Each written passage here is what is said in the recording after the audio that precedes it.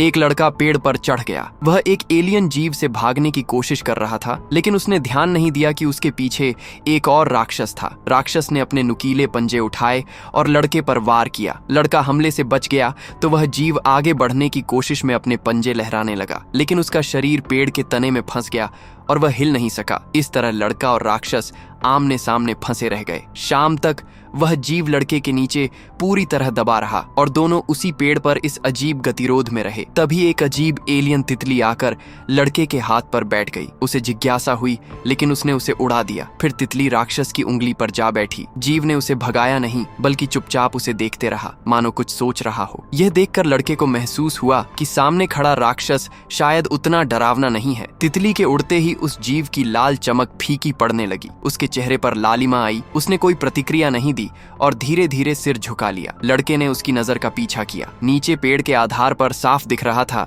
कि राक्षस मर रहा था। तभी लड़के ने देखा कि जंगल में भड़कती आग तेजी से पास आ रही है और जल्द ही आग पेड़ तक पहुंच गई। राक्षस का निचला हिस्सा तड़पने लगा। लड़के ने ऊपर चढ़ने की कोशिश की, लेकिन नहीं चढ़ सका। उसी पल नीचे राक्षस का धड़ भी हिलने लगा, लेकिन अगले ही क्षण वह भी पूरी तरह निष्क्रिय हो गया। यह देखकर लड़के ने हिम्मत जुटाई और इस बार चढ़ा। जीव ने उस पर हमला किया। लड़के ने तार वाला औजार निकाला और पेड़ के तने को काटने लगा। जब पेड़ चटक गया तो राक्षस नीचे गिर पड़ा। यह करते ही लड़का चुपचाप पीछे हट गया, मौत का इंतजार करते हुए, क्योंकि वह विनाश के सामने बस एक बच्चा था। वह अपने आंसू रोक नहीं सका, लेकिन जैसे ही उसने पूरी तरह हार मान ली, आग से बना राक्षस फिर से इकट्ठा हुआ और धीरे धीरे उठ खड़ा हुआ, जिसे देखकर लड़का स्तब्ध रह गया। वह जीव शायद पेड़ पर चढ़ा। फिर उसने लड़के को उठाया और छलांग लगा दी। राक्षस लड़के को दूर एक पहाड़ी की चोटी पर ले गया, लेकिन अचानक उसने हाथ बढ़ाया और धीरे धीरे लड़के के पास आया। उसके शरीर की बनावट को परखने लगा और इसी दौरान लड़के के हैरान होते होते राक्षस का शरीर तेजी से बदलने लगा।